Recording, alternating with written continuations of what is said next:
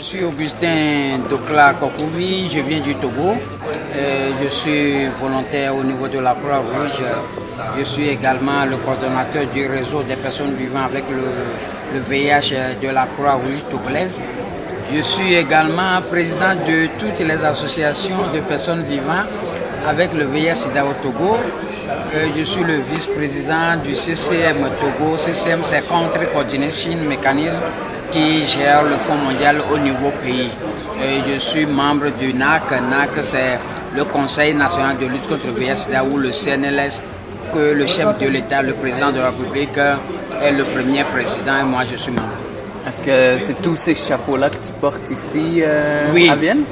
Oui, je pense que c'est tous ces chapeaux. Je suis également membre du réseau RC+, c'est le réseau de la Fédération internationale de la Croix-Rouge et du Croissant Rouge. Également, je suis membre fondateur de ce réseau-là. Je pense que c'est tout ce chapeau-là que je porte.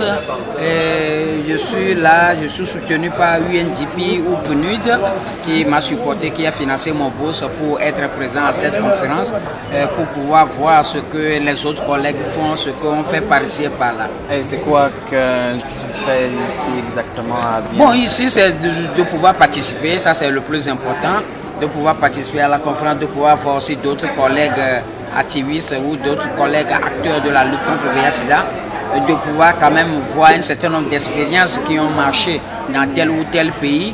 Il faudrait rappeler également que je suis activiste en termes d'accès au traitement, etc., et de pouvoir manifester, de pouvoir crier, faire entendre à ce que les décideurs puissent financer le Global Fund et puis d'autres mécanismes qui sont mis en place.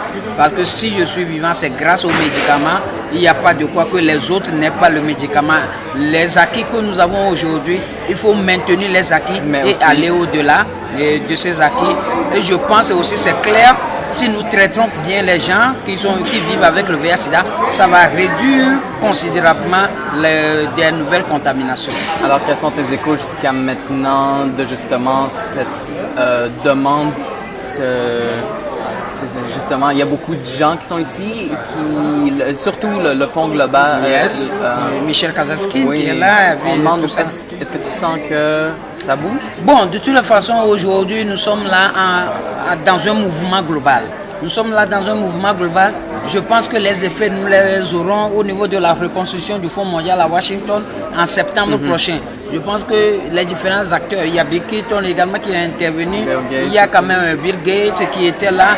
Je pense que c'est des personnes qui sont là, des personnes aux ressources. Il y a Michel Sidibé, Michel Kazatski qui sont là et qui quand même qui travaillent en ce sens. Mais les résultats, ce n'est pas ici tenant. Mais je pense que ça tombe dans des oreilles, ça ne tombe pas dans des oreilles de sourds. Les gens voient les expériences qui sont là. Et je pense que ça va permettre aux gens là de pouvoir quand même, au moment opportun, au moment venu, de pouvoir contribuer à la lutte contre le VIH-Sida et de pouvoir financer les différents traitements et la réponse globale contre le VIH. Ce n'est pas ici tenant qu'on va récolter les fruits, mais c'est après. On est ici présentement dans le salon VIH, oui. Comment est-ce que c'est l'ambiance en général? Je pense que l'ambiance est toujours conviviale, toujours dans pas mal de conférences où j'ai participé. Je pense que c'est un endroit important pour les personnes vivant avec le VIH et leurs proches. Ce n'est pas uniquement tout le monde qui est infecté, affecté aussi, qui sont là. Je pense que c'est une ambiance de bon enfant, conviviale. On se côtoie, on se tutoie, on rit, on rigole et autres là. On se repose également et il y a quand même des trucs de casse-croûte pour pouvoir quand même agrémenter le truc là.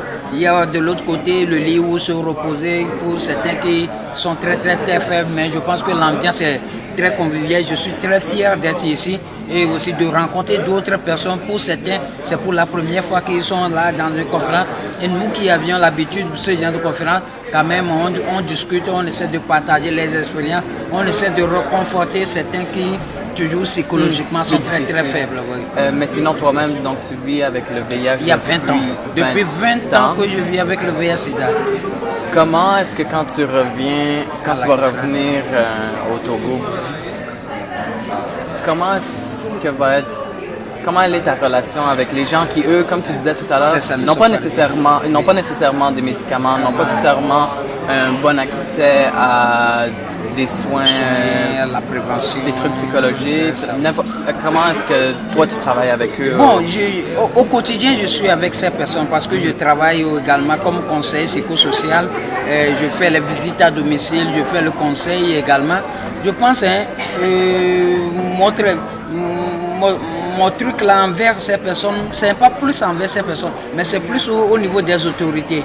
Permettre au gouvernement, aux partenaires qui sont au niveau pays, de pouvoir quand même supporter la lutte. Maintenant, par rapport à mes pairs, c'est-à-dire ceux qui vivent avec le VIH qui n'ont pas encore de traitement, au Togo, je pense qu'on est en train de faire beaucoup d'efforts pour pouvoir mettre beaucoup de gens. Avant, c'est très difficile de trouver le médicament, mais aujourd'hui, le traitement est partout, où tout le monde qui a besoin de ce traitement peut l'avoir aujourd'hui. Une fois que le bilan, tout ça là c'est fait, peut l'avoir. Mais c'est aussi de pouvoir lutter contre la stigmatisation et la discrimination, qui est très très très important. Également l'autostigmatisation aussi, qui est présente dans la communauté des personnes vivant avec le VIH. Je pense que c'est ces approches-là, voir aussi quelques expériences qui ont marché par ici et par là, de pouvoir quand même aider, les réconforter, qu'il y a de l'espoir. Il ne faut pas perdre l'espoir, parce que l'espoir, c'est la dernière chose qu'on peut perdre. Merci beaucoup. Merci bien. Oui, oui. Allez. Ça fait combien de temps que tu es impliqué? 13 ans.